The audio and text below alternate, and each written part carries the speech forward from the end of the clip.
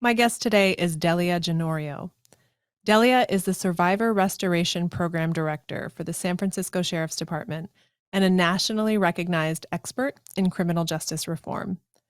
She's a leader in the award-winning Resolve to Stop the Violence project and has been instrumental in cultivating restorative justice by focusing on offender accountability, survivor restoration, and community involvement. These efforts help to reduce recidivism, responsibly return ex-offenders to their communities, and prevent further violence. Delia leads a team of survivor staff who work directly with the women, children, and men who've been harmed and silenced by violence, providing them with the practical and emotional support they need to lead healthy lives. She's a highly regarded trainer and speaker in intimate partner violence, working with survivors of violence, and restorative justice principles and practices. She's provided keynotes to law enforcement agencies, community-based organizations, and corporations locally, nationally, and internationally. As a survivor of violence herself, Delia understands the importance of providing services to all those affected by crime. Delia also serves as the president of the board of directors for the San Francisco Sheriff's Department's Five Keys Charter School.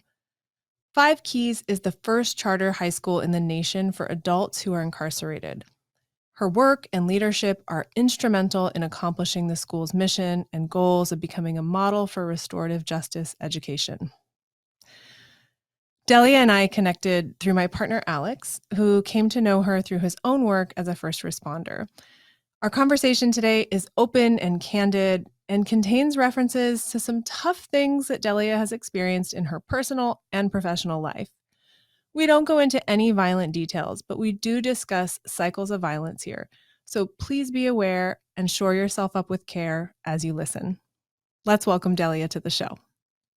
Hello, and welcome to the How We Can Heal podcast. My name is Lisa Danylchuk, and I created this podcast to share deep conversations that encourage us to move through life's toughest circumstances. Let's get talking about how we can heal.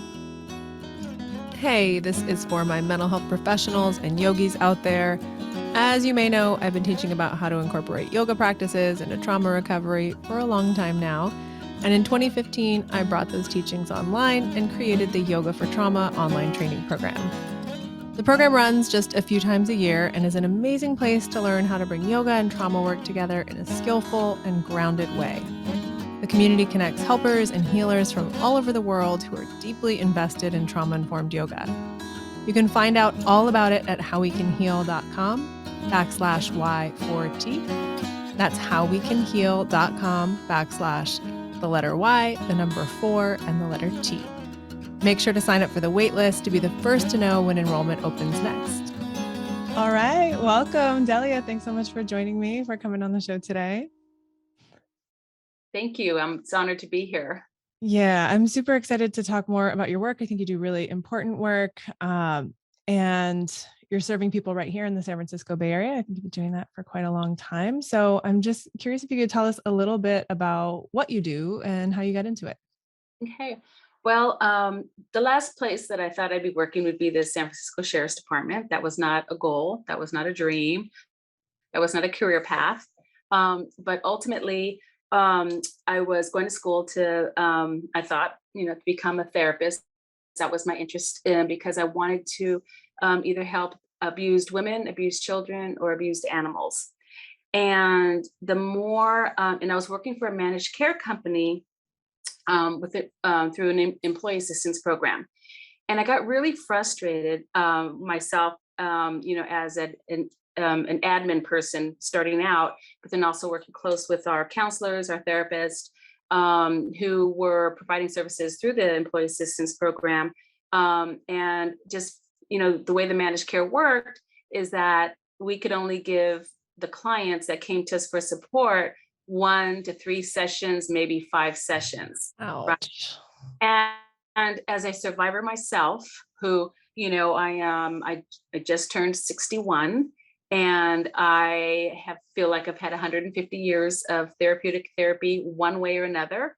That what the heck can you do 1 to 3 sessions? It took me a year to build a relationship or trust, just to even start talking with my Yes, therapist. 100%. 100%. A year baseline just to start to build trust. Start to build trust, especially as a trauma survivor, right? Yep. And so I was really frustrated with the system, and it was even getting worse at the time that I was doing this. I've been doing this now for 30 years. And so it was even at the time when there was even becoming more restrictions, and, you know, the therapists were getting, you know, frustrated. And so I ended up really thinking about my career path and what I wanted to do. And it was just by chance that I ran into an organization through, you know, somebody else that I knew that was participating in it. And he himself was going through a program called Man Alive, which was Men Allied Nationally Against Living in Violent Environments. Mm. And so in learning more about that, it's like, wow, this is really interesting. And I always knew that there was something, you know, through all my, I did do a lot of therapy, you know, and I really supported a lot of, you know, different types of, you know, therapy, if it's individual, if it's group. But I never looked at it, and I wasn't approaching it as violence as a social issue. Mm. And so the more I learned about that, and also some of the people that, well, all the people that harmed me were family. Yeah. So, you know, and that you get in that state that you're confused about you love your family, but then you understand what your family has done. And then you're looking back, and it's just, you know, and you want accountability, but you also want restoration. You just want to, you know, it's just all this whole world. Yeah. And very confusing. And when I got into, and so then I just decided because of what I was experiencing through the managed care and then with the survivors and everything, I didn't feel at that point in my career that I wanted to do it in an individual way, you know, Yeah. therapy one-on-one. I felt like my calling was more of a global, more community. And then some other tragic stuff had happened in my life, and I had to step out of school. And then I started working for an organization. Then I got hired on as the administrative executor for Man Alive, because they got a big contract from the San Francisco Sheriff's Department to start a program called Resolve to Stop the Violence program. And the founder, Hamish Sinclair, didn't have a full nonprofit set up. He had nonprofit, but not the office. We needed everything. So he kind of stole me away from the corporate world and that direction. So I was just fascinated with the curriculum, with the theories, and just the accountability. And I didn't understand at that time what was happening, why I was so drawn to this. It makes perfect sense now, but I didn't at the time really understand. But it just felt like it was that piece that I was missing from everything else that I had done as part of in my healing. Yeah. And so I started there. And then from there, working with men who have harmed women primarily, turning their lives around, going in the jail and helping other men, supporting other men to stop their violence. And then I was there for a couple years, and then I was hired on by the Sheriff's Department to run the Survivor Restoration Program, because that part of it was growing. And through that, I think what really drew me in was restorative justice. Yeah. As I had no clue what it was. I felt it. I kind of knew what I needed, or what I felt that in order to do my own healing and to understand, it was so complex. And then it really got it that, yes, we need to provide services for our survivors and our victims, and we need to provide services for the people who have harmed, along with 100% accountability, then also educate the community on both. Yeah. Right. And so it just felt right. And Sunny Schwartz, who's my mentor, and who was over programs at the time, she's the one that hired me for the position to grow the survivor piece of the program, because we had a really strong offender or person harmed program in the jail, and we had some survivor services, but if we're working for a real true restorative justice program, it was my job to make sure that there were equal services and equal Yeah. voices, or actually primary survivor voices in part of the development of RCP, the part development of the survivor program, and bringing it out. And that's what I did. So the survivor program. Let me back up just a little bit. I mean, what ultimately brought me to this work, and I just shared that I had recently come back from Puerto Rico, and that was to celebrate my 61st birthday. My goal was to get there when I was 60, but we were in COVID Yeah. quarantine. I couldn't do it, to really honor my mom, who is from Ponce, and my mom was killed on my birthday, on my 7th birthday. Oh And gosh. so she went out to get my birthday cake when I was turning 7, and she never returned home. Oh So that left, and then my life obviously changed dramatically from then. yeah. What I didn't know at the time, because I was young, but I have, of course, through therapy, lots of recalled memories and everything. It was never proven, but I know for a fact that it was my father that did it. Wow. And there was someone else that supported that. There was two people that were involved in that. And I won't say the other person's name at the time. My father has passed away. Okay. The other person hasn't. And so I do this work in honor of my mom, Yeah. and the complexity of it. And I'm very honest about this. Um, you know, I took care of my father the last 15 years of his life. Hmm. And a lot of people don't understand that, but there's so much complexity to self-healing therapy, Yes. um, forgiveness, not for that person, but for yourself, Yeah. understanding family history, family mental health issues. Um, I've never, excused my father for what, I mean, he never admitted it, but I know because I'm a holder of a lot of information Yeah. from my youth. And so I knew a lot of things. And so, and that's why this work to me, I come with so much passion, but equally, Yeah. in looking back to, and part of my trauma wasn't just the murder of my mom. It was just everything that happened after that too, being Yeah. raised in a very abusive home, with my abusive stepmother once my dad remarried, was horrible. I mean, I left home when I was 15 and been on my own since then. Yeah. And so, and then multiple of other things that happened throughout my childhood, that led me to, along with, um, so like to say my focus is, abused women, abused children, and abused animals. And, my passion for it all is, in healing and Yeah. stopping that And cycle. No, go ahead.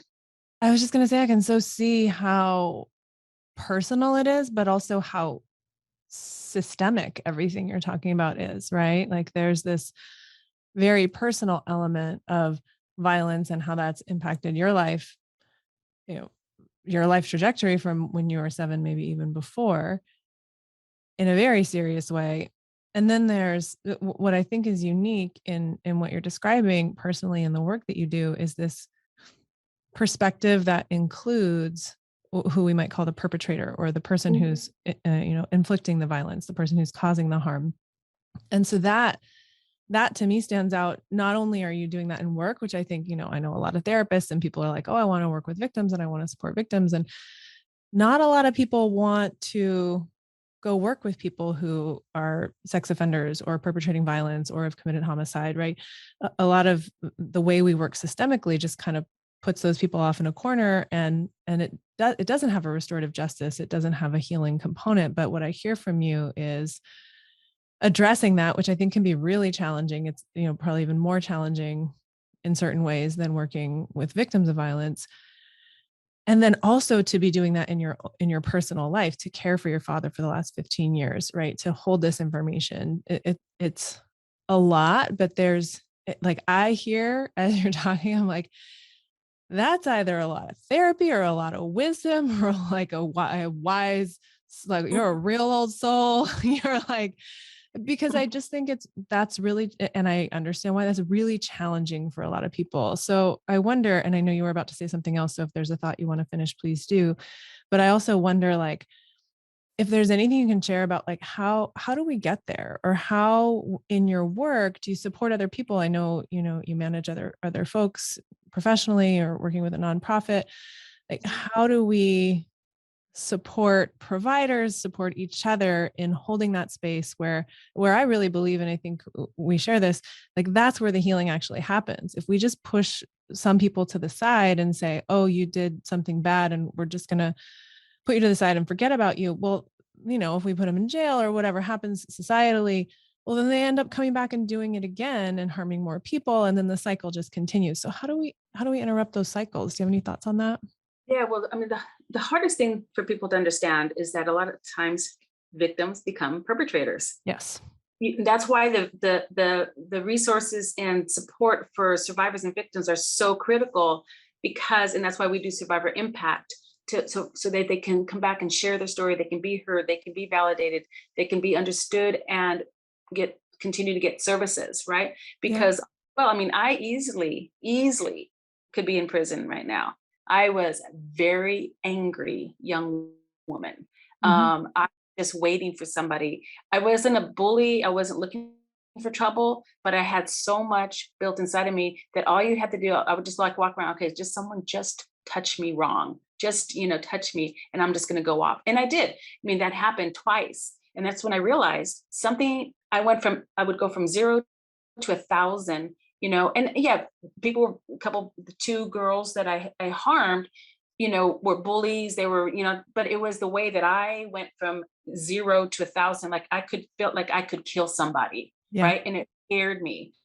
I had so much hurt, rage, anger, shame inside of me. And, and I talk about this when I'm on different panels. When I got into therapy, I was suicidal for 5 years, right? Just like, and it wasn't the fact that I learned, and it was so critical, you know, that you also choose, you really screen and find the therapist that's going to work with you and really understands you and have that connection with.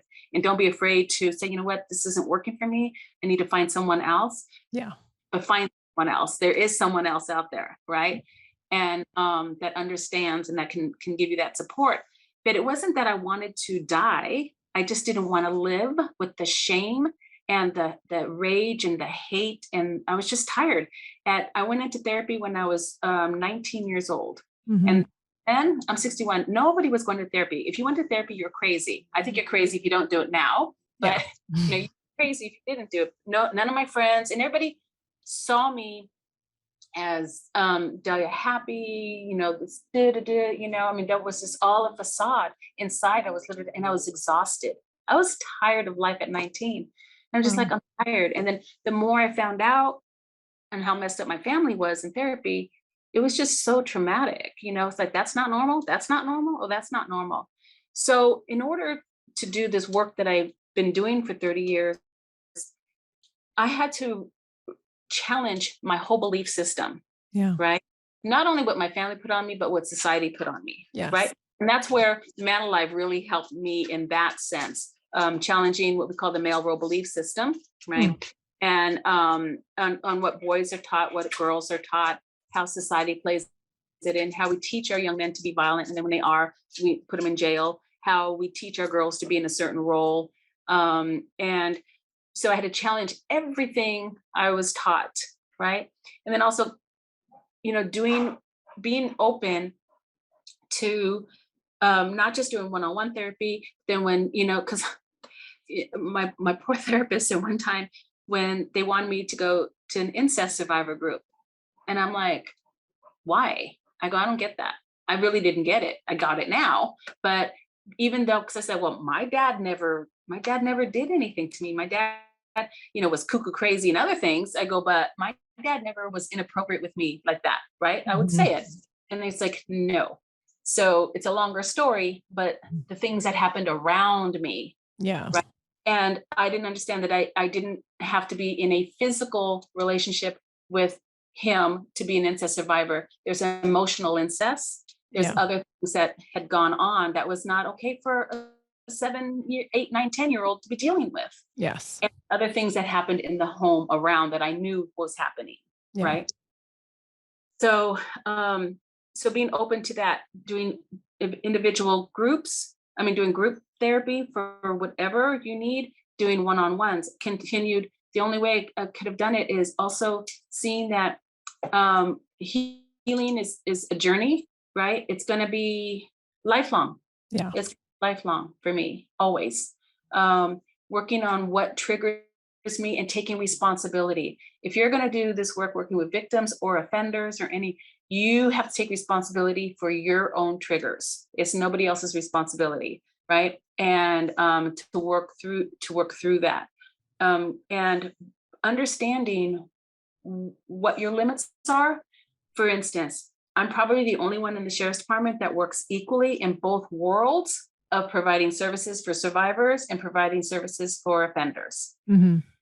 My Some of my staff, I have staff in both, are only okay and can only work with offenders. Some can only work with survivors. Some can cross over a little bit, right? Yeah. And that's okay. Know what your limits are. Just like my limit, which I found out, I absolutely cannot work with animal abuse. Yeah. I don't care if I have 150 more years of therapy, I can't do it. That Yeah. is one thing, I mean, I can even work with, abused children or, any, but for some reason, it's a whole different level for me with animals.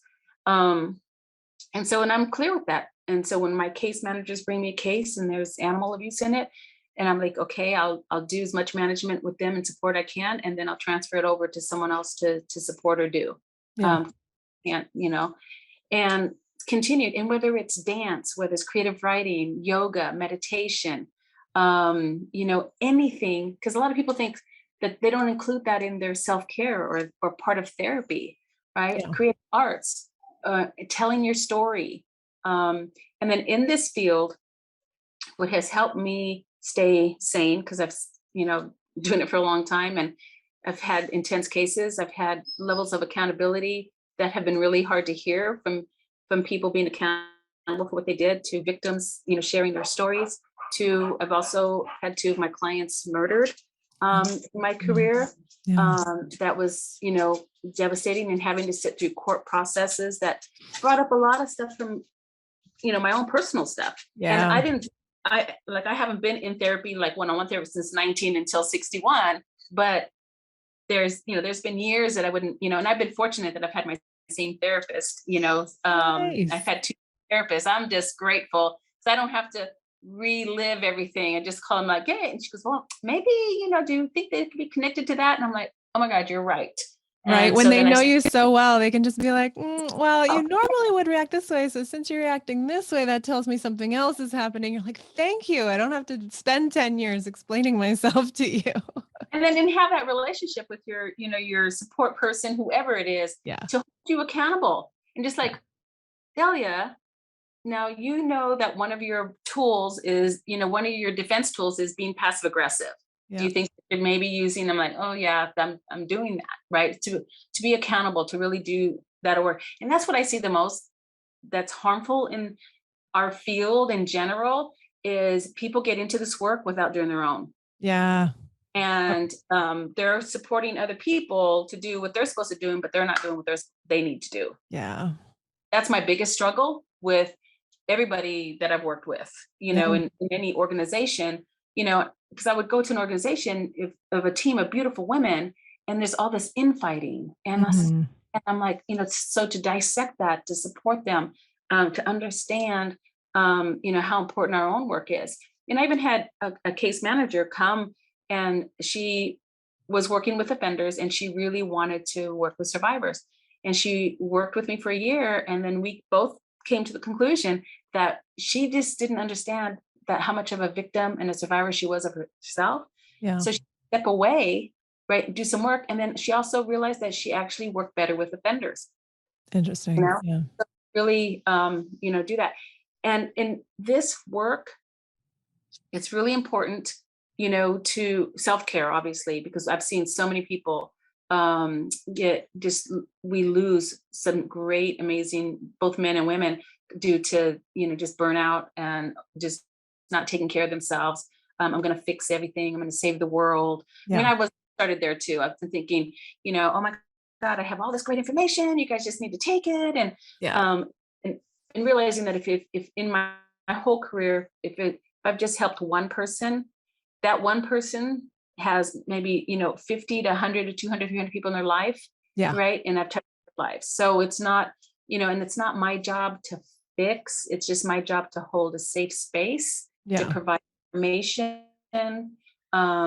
share my experience. What worked for me may not work for them. And I think Yeah. that in so many of the field of people helping other people with trauma, I mean, it's changed, but it's not, me, and I'm a rape survivor. It's like if me as a rape survivor may need some of the same things as someone else, but I may need some very different things. So don't assume that just because you are a rape survivor and I'm a rape survivor, Yes. that we're the same path in our healing, because we're Yeah. not. Yeah. Someone comes and shares something, and it may be a similar experience that I've had. That's my experience and my healing process, and my resources may be very different from them, right? 100%. Yeah. I think this piece is so important because there's in order to do this type of work, most people, we have some sort of personal experience or relationship, some sort of insight into it. I saw it in my family, or it happened to me, or I saw it next door, or whatever. And then there's a personal relationship to it. And if we don't acknowledge that and work with it, and if we also don't acknowledge and work with enough other people to learn, oh, this was my experience, that's your experience, then we can either just start enacting all of our, sort of wounds or things that we don't understand and working those out in the workplace or in these relationships that are intended to be healing. Or we can just project, right? Like, I know because I figured it out because this is what worked for me, or this is what helped my family. And then we can also, I think, to try to cope with or avoid the level of pain that these things entail, go to the like savior complex. I'm going to fix this. It's going to be all better. I mean, I remember working with commercial sexual exploitation in Oakland and realizing like, I'm going to live and die and this is going to be an issue. Like, I could Yeah. pour my whole life into this work, and just like to your point, the relationship with these 20 young people matters and is important. But if Mhm. I come in thinking, I'm going to make this huge impact, right? And then you really come up against the systemic nature of the problem and the layers of intergenerational violence and harm, and the depth of work that, like, even within one individual, let alone family, let alone community, is at play. Like, looking at that, you're like, okay, it's Yeah. actually then okay for me to leave work and like do something nice for myself, and Mhm. practice the opposite of violence towards myself, towards the people I work with, and like just continue to chew on some of this, but also to figure out like what's the right amount expectation wise. Because I think if you have that expectation, I'm going to change the world. Yes, you are, in those ways that you described. You help that one person. They know they're connected to 150 people who are connected to another 150 people. And there's definitely an impact there. But if we're expecting like an on and off switch, it's just not the way it works. No, no, no. And it took me, it took me a while, in my career early on to really get that, right. Yeah. Is I remember walking into the jail one day, and because I think a month earlier this guy was getting out, and he comes up to me, he's like, I'm on track, Delia, I'm this and did it, and I'm like, good for you, good for you. So I walk in the pod, and who's back, right? And he's back in, and I just, one of my other coworkers who I love dearly, he saw my shoulder just go like, because I had such high hopes for this kid, right? Yeah. And I'm just like, so, and then he comes up to me, and he goes, Day, I know you're upset. I know I'm here. He goes, because, and not to minimize it. And I told him, don't minimize. And as back then, when, marijuana wasn't legal, he goes, Mhm. I got busted for, a small amount of this and this, right. And first thing I told him, I go, don't minimize it. You're here. He goes, yeah, but I didn't hurt anybody. I didn't rob anybody. I didn't do it, right? And there's truth to that. And so then, then I went to my coworker and he goes, Delia, he goes, this is part of the process. He Yeah. goes, here's the thing. Here's the key thing. When he got arrested, he asked to come back into RSVP, Yep. right? He asked to continue learning what he didn't get, and I'm like, okay, you're right. Because I think, he came into RSVP kicking and screaming that, the first time he was there. Now he Yeah. wants to come back for the information.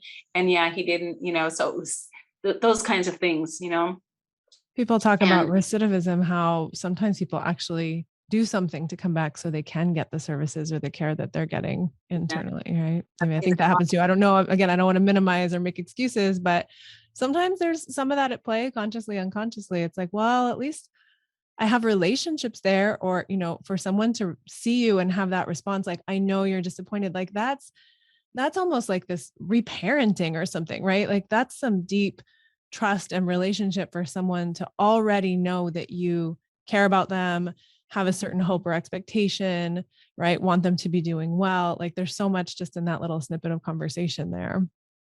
and it was so important, and that's why I do appreciate restorative justice and the way that we do the work in RSVP. For instance, I was doing this group, and we're talking about violence and children and everything, and this one guy in my group, and he's like, I don't get it today, he goes, the kids get away with this, and the parents don't do anything, and when I was a kid, my dad took out the belt and he whooped me, and he did this and he did that, right? He goes, he didn't stand for all like that, right? And I'm sitting there, you know, Mhm. and I just letting him listen, right? And he goes, I stole a popsicle from a store, and my dad, he goes, he beat me. He goes, we didn't get away with stuff, right? And so once everything's done, she went, and I said, so you're in here for robbery. How did that work? How did that parenting and how did those whoopings work for you? Because apparently, I mean, I didn't say it like this, but I mean, Yeah. apparently it didn't, right? And so I just kind of posed that question. And so the other, men would give him that kind of support, just like, well, obviously that didn't work. Violence didn't work because you're in here in jail for robbery, yet your dad beat the crap out of you when you're a child for stealing a popsicle, Yep. right? Maybe if he handled it a different way, to hold you accountable for what you did or however, so obviously violence isn't the answer, hitting isn't the answer. So just, doing stuff like that, Yeah. and and it's hard, especially because I do trainings, around the country, and I do, different things, and a lot of people don't want to hear, when I'm done, they'll be like, okay, now I get it. But when I first start out, and like I tell them, I go, I've been in the jails for like 30 years now. There's not one person, male or female, that I've ever met that hasn't been a victim of something in my work, Yeah. right? That doesn't give them permission to turn around and hurt other people, because hurt people will hurt people. But it's like, and sometimes all of us are one decision, one bad decision away from landing up in orange, Hmm. right? Whether it's drunk driving, deciding, yeah, to hit somebody, to understand that and do the pre-work, not to do those things, but also to have some understanding and some empathy, that there are folks in there that are victims, especially when because I'm over women's services, and are incarcerated women, and it's really sad. There's a lot of the women are in there behind doing crimes for men, right? Mm-hmm. And then you look at their history of sexual child abuse, just everything, trafficking, as to why that they've landed in jail. So in the hardest population for me to work with, I mean, it's easier from me working with violent men, and people don't understand that because my boundaries are really clear. Yeah. um, I don't have a hard time at all holding men accountable. I'm very honest. I have a harder time with women. Yeah. I'll still do it. But the hardest population for me to work with is young women, under Yeah. the age of 18, because I I just, the level of victimization that I see and why they're doing the things, and they're very angry. And I was there, Yeah. right? And I feel blessed and grateful that I had an opportunity to meet somebody in my life at 16 that helped me take in a different direction. But I could have met somebody that took me in I was prime to go Yeah. into a completely different direction. Yeah. And those relationships are so powerful. And, you're talking a lot about the way I hear it right through my like trauma therapist brain is all these like dynamics and layers and cycles of violence, right? Like something happens, this, person who's in jail now, beat by his dad for stealing a popsicle. Like there's so many layers to how these things work and those little choices we make, like that one choice away from being an orange. Like if you have experience of trauma in your background or of being treated violently in your background, and you have, like you were expressing earlier, that rage or anger or shame inside, and all it takes is one person. It could be out walking your dog and someone looks at your dog wrong or does something, and that's where it comes out, rather than it coming out in therapy or somewhere else. And there's a whole other conversation around access to those services. But I definitely hear and see, as you're talking, this pattern of intergenerational violence, of, you know, needing to intercept that, needing to have compassion for that, needing to find a way to offer some healing there for it to shift. So I'm wondering, in your work, what are those things that start to foster the healing? Does that come mostly from the person who's like, what do you see show up in the people you're serving that supports that healing? And then what do you provide that supports? Because I also see this pattern once it happens with one person, like you said, okay, I was 16, I could have gone this way, but you didn't. Here you are, 61, celebrating your birthday, honoring your mom, helping so many people, I think many more than one, and the 150 that they're connected with. So like, what are some of the things that get us going in the direction personally, systemically, of like, I almost want to say perpetuating healing? Yeah. It's a lot because there's so many different dynamics that need to happen. And that's why I think restorative justice, it has been my tool and my savior, so to speak, in understanding and supporting others and myself, because it's not just one thing, it's the combination. Because of, and bottom line comes from empathy and understanding and accountability, Yeah. right?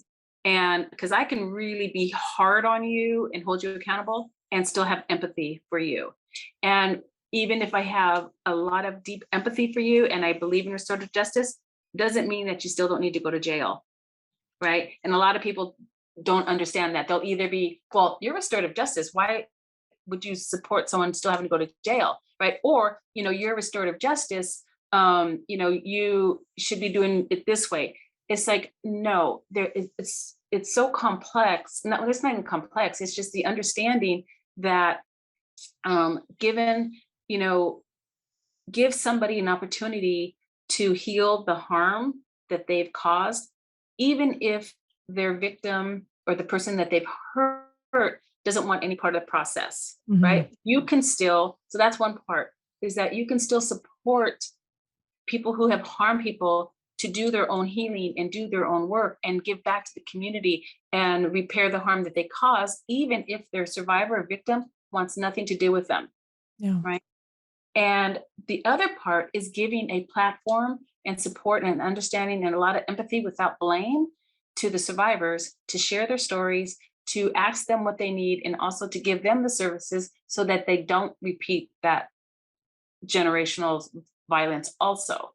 Yeah. So to understand, how about sometimes, obviously, with domestic violence, it's a little trickier around, restorative justice, but that doesn't mean it still can't be done, because we have speakers that come into our pod to talk to the men who are survivors of domestic violence, and those men in those pods are perpetrators of domestic violence. Mhm. So they have to hear. That's been one of the most healing processes, is to bring the two they're not direct victims and offenders, but to bring to the persons that has harmed people in those types of traumas to the survivors, right?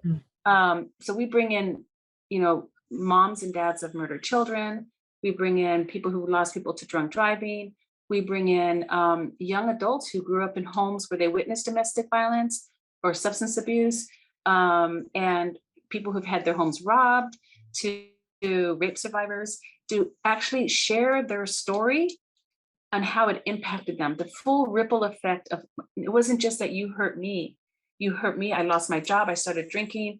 Yeah. I lost my marriage. My men and women grieve differently. So when our child was murdered, we lost our marriage because he grieved this way and she did this. And, that whole ripple effect. You robbed my house, and, I had worked 3 jobs to try and get back to see my dying mom, and I couldn't, just that whole thing that just like, whew. And it's really interesting because it's so healing for a survivor, to share their story and be heard. And then we process all that information after once the speaker leaves, to further gain. And then it also shows that I have a mom that's one of my speakers. She's had 4 of her sons killed, and she's made a decision to come share her story so that other people don't have to go through. So also, not only is it healing for her, but then also people who are using their own trauma as an excuse to hurt others, they look at her and just say, okay, she's lost 4 children, Yeah. 4 and she's making a choice not to continue the harm and Yeah. hurting others. So I'm in here because, like some guys are in there, and, because they're angry because their younger brother got killed, or, and Mm. that's what's fueling even more of their anger and hate and all this other kind of stuff, to really look back. Right. So I think what the start of, is really doing your own work, gaining understanding, empathy, not sympathy. Literally put yourself in other people's shoes. Big difference between feeling sorry for somebody Yeah. and standing beside them trying to understand, what they're going through. Right. And then and accountability. Mhm. Because in order for someone who has harmed to start moving forward, they can't make any excuses. Yeah. I meant no excuses. Like, I can sit here and say, oh yeah, my dad killed my mom. I was, I'm a rape survivor. I saw this, I did this, but my childhood sucked, da, da, da, and that gives me permission to turn around and hurt other people? No, it doesn't. Yeah. That's the Um, accountability piece.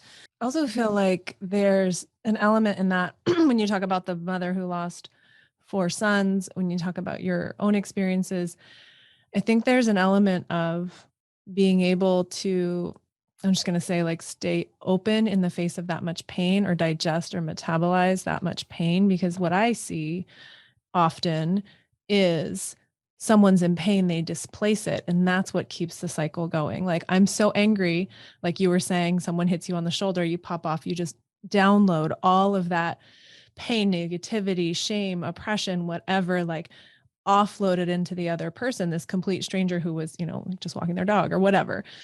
And then that person, if they can't move through that, manage that, get support with that, will just pass it on. Right. So I see it often in that way of, like, if we do go through something horrific and tragic, and we can stay open enough and have enough support and connection to metabolize that, then we actually still feel then, like, we can keep feeling, and we can keep feeling empathy for other people. We hear that story of the mom who lost 4 children. We go, oh my God, what can I do? Can I support them? But if we're not connected to our own suffering, then we're also not going to connect to other people. So it's kind of like these, to oversimplify it, 2 trajectories: one that just keeps perpetuating violence, and another that actually perpetuates connection, love, care. But with that one,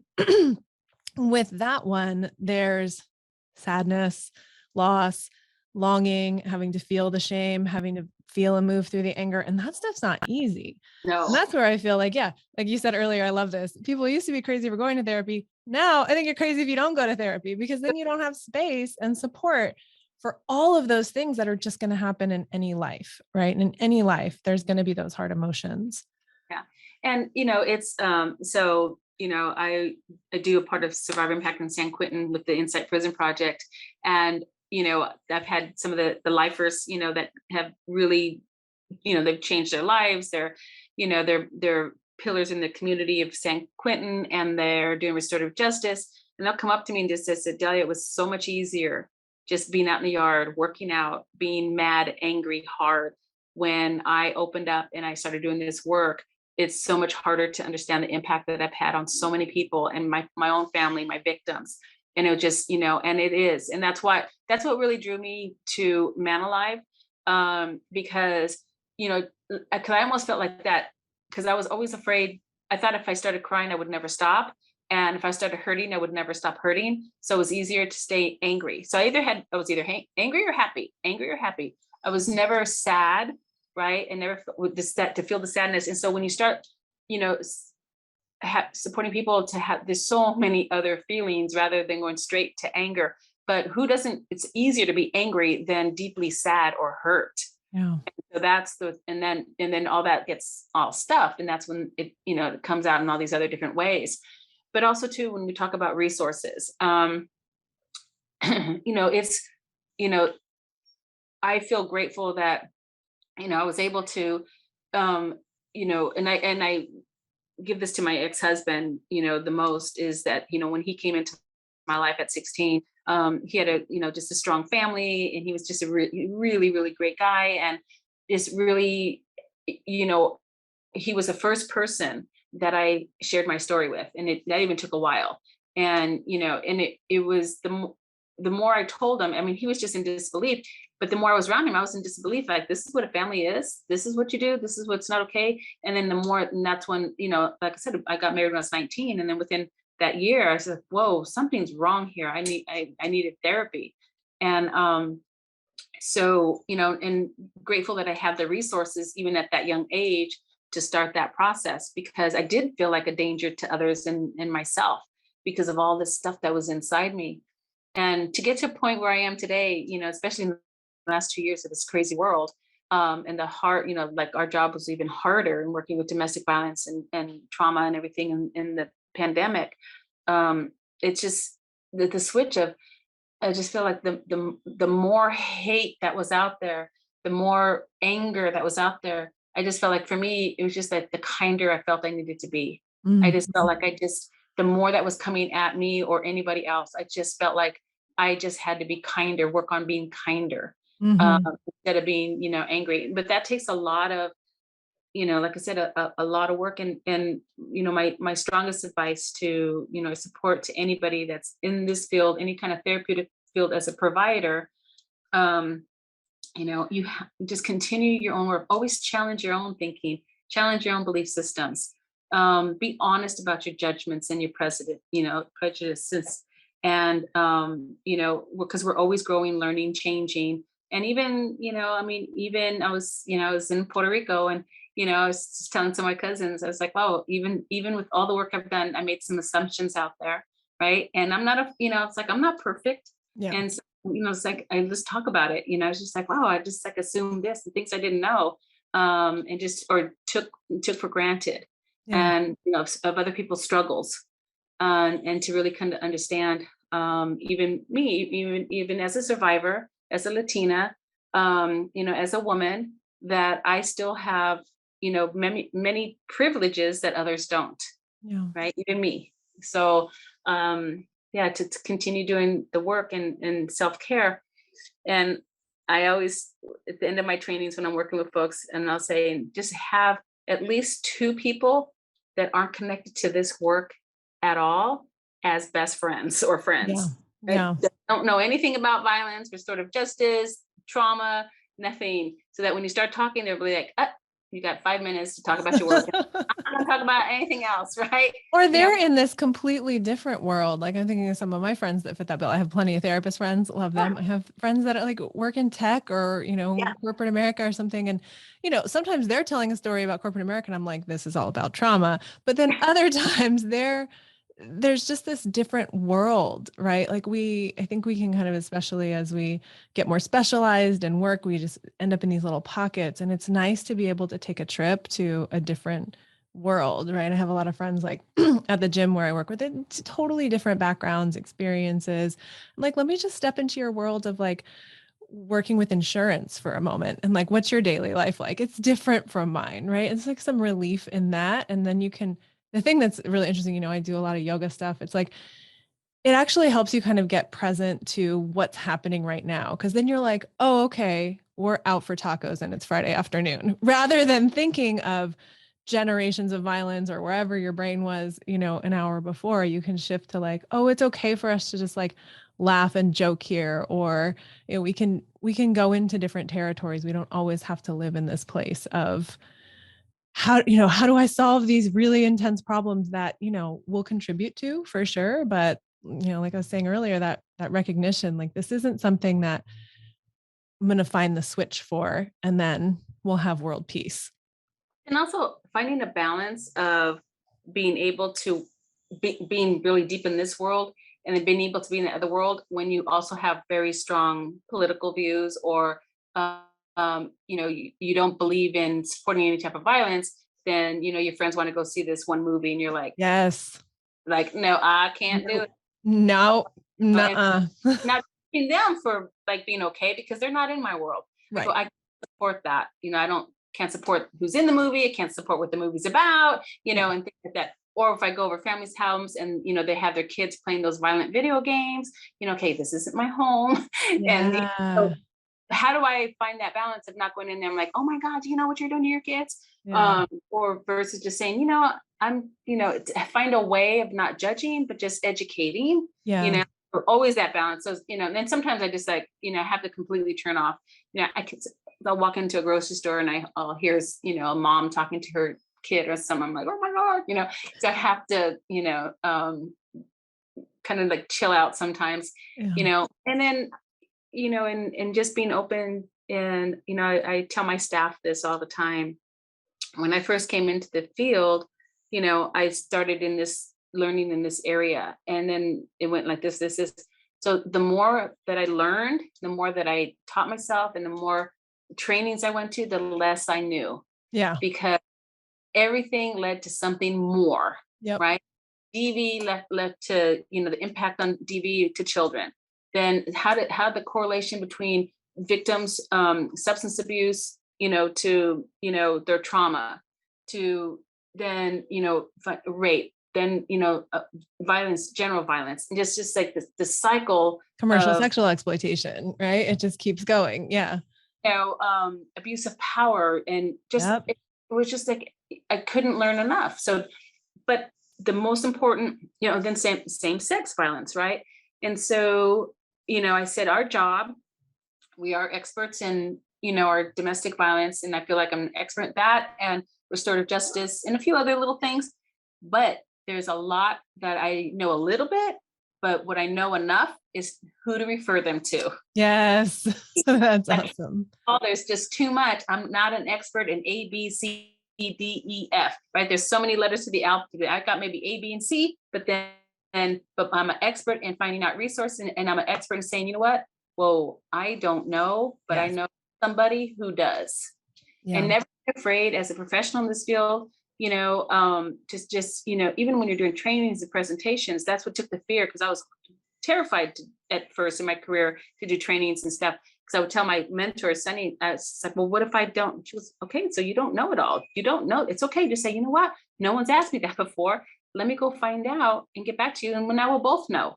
Yeah. And leave it at that. But so many people get stuck, in their ego, and not, be open to learning or learning from others, and just being humble and say, wow, I know all this stuff, but I don't even know, that enough, but I'll find out for you. So that's another piece. And the more you learn, like you said, you start with this small little component and then it grows, it grows, it grows. But the more you learn, that you don't know at the same time. And so hopefully then at the time you can also go, oh, I know someone to connect you with for that. But sometimes it's even like, we don't have that program yet. Like that doesn't exist. And so we can grow in that direction.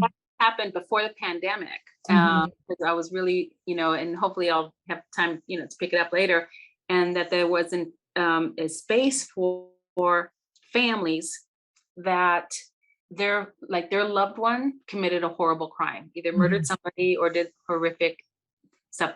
They love this person. This person may be in prison for life, and that they're horrified at what their loved one did, but they still love their loved one. I mean, who Yeah. better person to deal with that kind of stuff than me, right? It's just like, yeah, I still loved my dad, even knowing the things that he did, and that whole process of dealing with that, and how like, what do you do with that? And so there, and I was researching, there's nowhere to send these families, of either a wife or a mother or a father or someone that had a child or a family member, brother, someone, their partner that did something horrific, and that they're lumped into being a horrible person too, because they chose to be with somebody that did something so horrible. Yeah. So there's not support for folks that are going through that. So But once hopefully we recognize that, that's when we can start to go, okay, well, what's close enough to that? How do we connect? Who wants to build that program? Like that's, I think, important, right? So I think it's important we get out there and keep doing our own work, and then also when it's time, teach, lead, share what you know without having to know everything. Like keep the questions moving forward. That's how we all grow. I mean, I know for myself, spending years presenting about yoga and trauma, I learned so much from the questions people would ask. You give presentation number one, somebody asks like really important pivotal question, becomes becomes a part of presentation number like 643 down the line, right? Like it just integrates in. And so it's this way of any type of work or information sharing or workshopping becoming a little more collective, right? It's like, okay, we're all a part of this process and we're all learning together, rather than this sort of like expert student, teacher student relationship that I think we're raised in.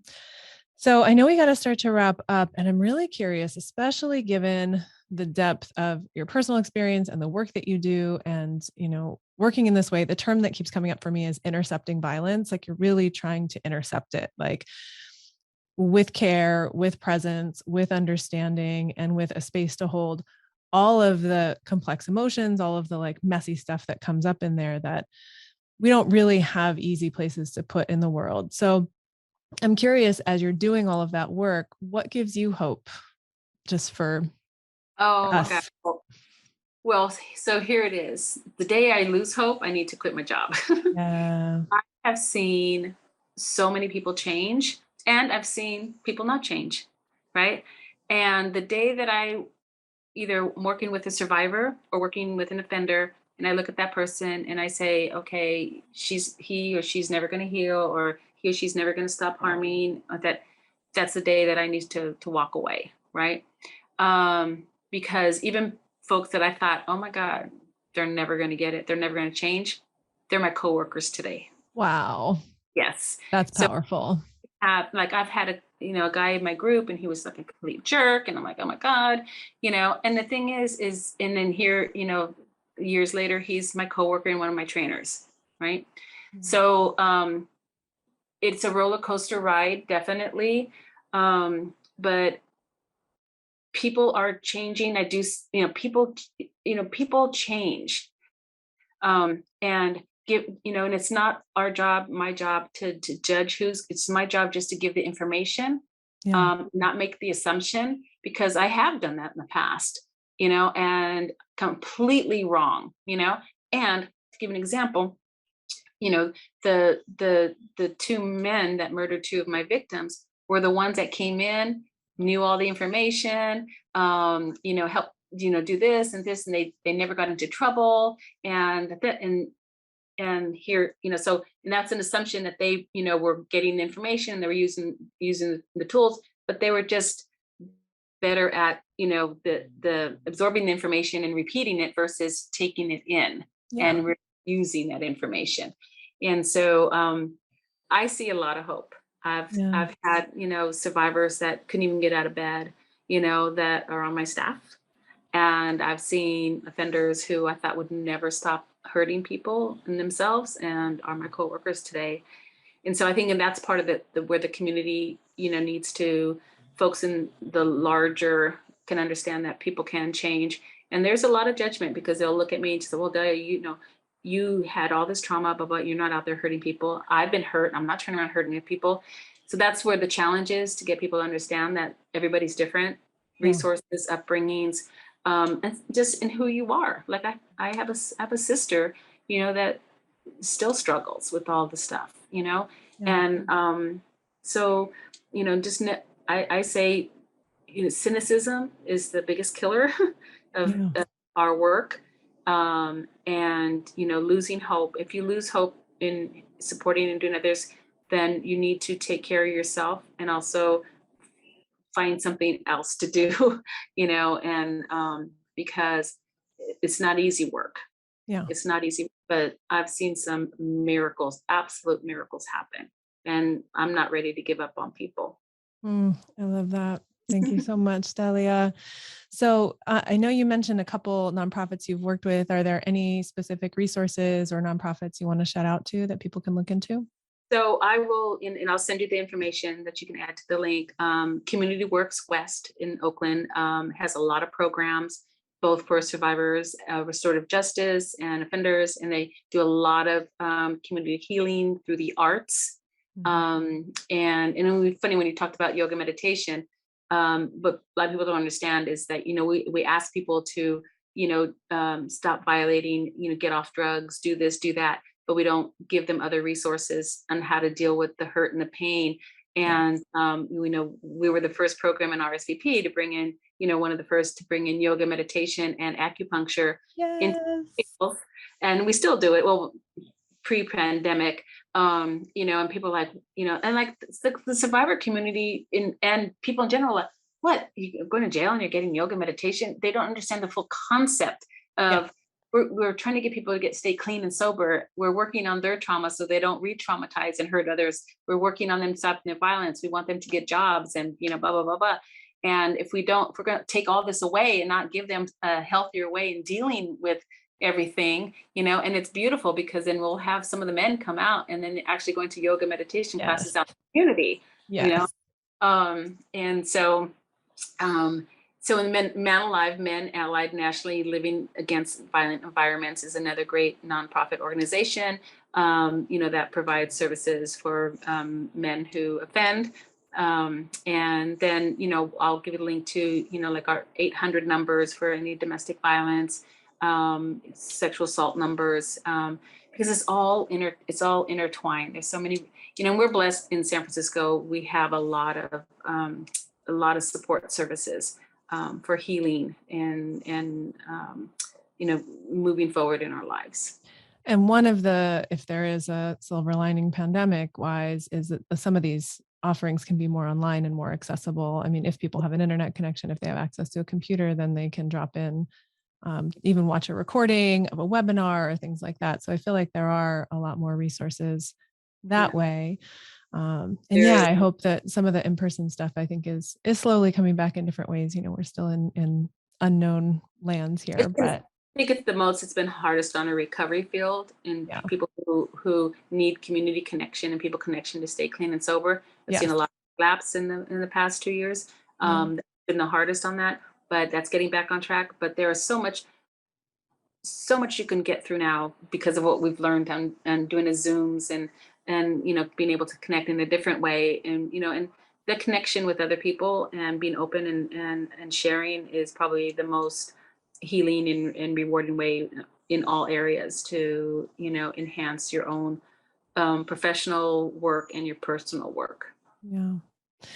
Well, thank you again so much for coming on the show, Delia. I'm really excited to share this with folks, and I really appreciate you sharing your personal experiences, your professional worldview even. I think I share a lot of that with you, and it's really nice to know you're out there doing this work with other people. I think, like you said, there's often this sort of challenge of working with, there's a challenge of intercepting violence. And I think a lot of times we don't really know how to get in there in terms of trauma and in terms, but I feel like you and the people you're working with, like you're right in there doing that important, sometimes long-term work of, And I just want to add, the goal is, because I forgot to talk about our 5 Keys Charter High School that we were the first. We're gonna have you back. I think we got a whole other we got like 12 other conversations that could come out of this one. First is prevention too. all the work inside the jails and everything. But bottom line is that we need to get to folks before they even get there, Yes. right? That's why we started our Five Keys Charter High School with the education, the first of its kind for, adults. But just being out in the community, with our children and our families, and just more education and more support, before people end up in jail, before they harm, or even education for our survivors in empowerment without blame. So, I mean, that's why I said the more it is, it's just like the more, The more you unpack, the more you unpack. I would yeah, actually love to continue a conversation about prevention too. That was like my whole master's program was, and what we called at the time, risk and resilience, prevention, intervention. We were just looking at all those things. And a lot of it was trauma and essentially intercepting trauma, intercepting violence, and providing care where there's been neglect or harm. But I feel like that piece, like there's a lot of hope in that piece, which is why I was so motivated by it and still am. yeah. So yeah, A lot, maybe we can. thank God there's a lot more prevention happening these days. Yes. Yeah. And I think people are starting to get the value of it, because it's like, well, you can't measure what doesn't happen. You're like, but eventually you can. Like, it's just not immediate, right? But like eventually you can see trends and Yeah. You can measure attitudes and beliefs and how people, because when we would first work with folks on, okay, if this happened, and they give you a scenario of what they would do, and you'd be like, oh, right. And then once you've done all the work with them and give them different opportunities and allow them to feel and talk and share, and you give them that same scenario, yeah, and how to deal with it now is completely different. totally different. That's the Yeah. measure, right? Is the different choices, because it's the different choices on how to deal with an incident. I love it. And I feel like I'm thinking of like my research oriented friends and colleagues. And I'm like, I know there's research happening in prevention, but more, please, more all the time. Okay. So thanks again, Delia. And yeah, I'd love to have you back on. We can keep talking. All righty. All right. I'll send you the information that you can share with everyone. Sounds great. Thank you. Bye-bye. Thanks so much for listening. My hope is that you walk away from these episodes feeling supported and like you have a place to come to find the hope and inspiration you need to take your next small step forward. I do want to make sure it's clear that this podcast isn't offering any prescriptions. It's not advice or any kind of diagnosis. Your decisions are in your hands, and we encourage you to consult with any relevant healthcare professionals you may need to support you through your unique path of healing. For more information and resources, please visit my website, howwecanheal.com. There, you'll find tons of helpful resources and the full transcript of each show. You can also click the podcast menu to submit requests for upcoming topics and guests. Before we wrap, I want to send thanks to our guests today, to Christine O'Donnell and Celine Baumgartner of Bright-Sided Podcasting, and to everyone who helped support this podcast, directly and indirectly. Alex, thanks for taking the dogs out while I record. I'd also like to give a shout out to my brother Matt. He passed away in 2002. He wrote this music and recorded it, and it makes my heart so happy to share it with you now.